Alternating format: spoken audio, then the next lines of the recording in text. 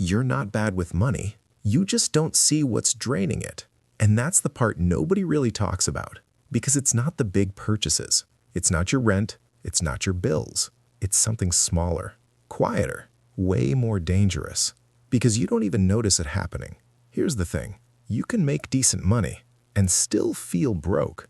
And that's not because you're failing. It's because your brain is being tricked every single day. And you don't even realize it. You check your account and it looks fine. Not amazing, but fine. And then a few days later, it feels tight again, and you can't explain why. So you start thinking, maybe I need to earn more. Maybe I need a better job. Maybe I just lack discipline. But that's not the real problem. The real problem is invisible spending, the kind your brain refuses to track. Those $5 purchases, that coffee, that quick app buy, that random subscription you forgot about. And here's where it gets worse. Those things don't feel like real spending. Your brain treats them like nothing, like they don't even count. But they do, and they stack every single day. And the scary part? You don't remember making most of those decisions. They just happen automatically. You're bored? You click. You're tired? You click. You're stressed? You click. And suddenly, spending isn't a decision anymore. It's a reflex. And that's what ruins people. Not big mistakes, small automatic ones. Because big purchases hurt. You feel them. You think about them. You remember them. But small ones? They slip through, completely unnoticed. And your brain lets it happen again and again, because there's no pain. And without pain, there's no resistance. And without resistance, there's no control. So your money starts leaking in ways you can't even see. And over time, you get this feeling like something's off. Like no matter what you do, you're always catching up, never getting ahead. And you start blaming yourself. You think you're bad with money. You think you lack discipline. But the truth is, you were never taught how this works. Because money isn't just math. It's behavior. It's emotion. It's habits running in the background without your permission. And here's the part most people miss. Your brain is designed to ignore small losses, but it remembers the feeling of being broke. So you end up stuck in this loop. You don't see where the money goes, but you constantly feel like it's disappearing. And that creates stress.